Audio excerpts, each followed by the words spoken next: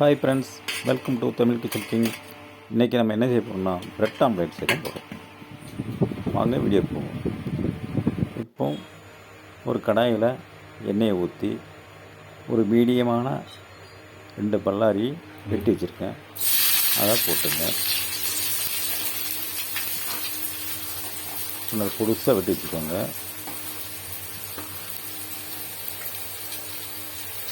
இன்னும் ஒரு மீடியமான ஒரு 4 தக்காளியை எடுத்து வெட்டி வச்சுக்கோங்க. இதை உப்பு போட்டு நல்லா வதக்கிக்குவாங்க. உப்பு போட்டால் கொஞ்சம் சீக்கிரமாக வதங்கிடும்.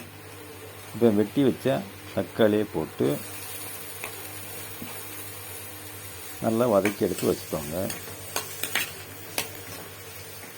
நல்லா வதங்கின பிறகு சிறிதளவு மஞ்சத்தூள், மிளகாய்த்தூள், கரம் மசாலா போட்டு அந்த மசாலாவில் போகிற வரைக்கும் வதக்கி வச்சுக்கோங்க.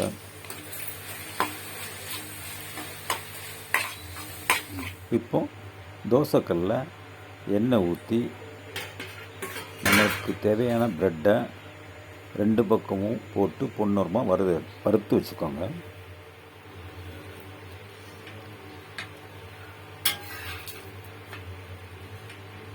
ரெண்டு பக்கமும் மாற்றி மாற்றி போட்டுக்கோங்க.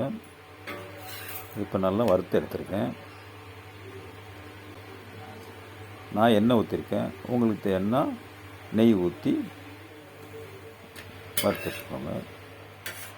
பாருங்கள், இந்த மாதிரி ஒரு 6 ப்ரெட்டு வச்சுருக்கேன். அடுத்து ஒரு கப்பில் முட்டையை உடைச்சி ஊற்றி சிறிதளவு மிளகுத்தூள் போட்டு நம்ம கலந்து வச்சுருக்கிற தக்காளி அதை கொஞ்சம் போட்டு நல்லா கலக்கி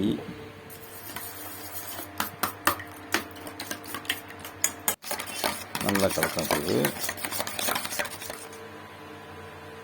தோசைக்கல்லில் எண்ணெயை ஊற்றிக்கோங்க.